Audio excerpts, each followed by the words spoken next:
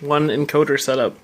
So, little red guy, MSP 430, encoder setup, scope, laptop.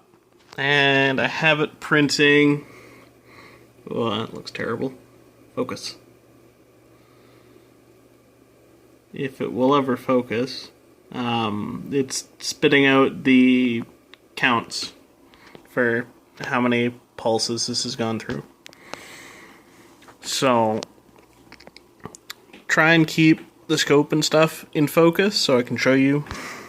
So there is... Why will this never focus? Yeah. Anyway. The little black line is just so I know how far I've rotated. So I'll try and keep this stuff in frame. Not coordinated. Alright, so try and go for one full rotation. And you can see it on the scope that it is picking up the edges of me slowly rotating this guy around.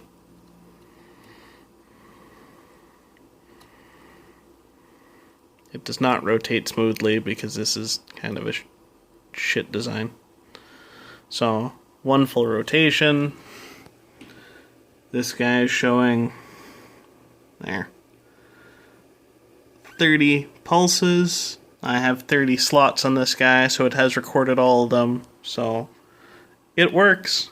Hooray.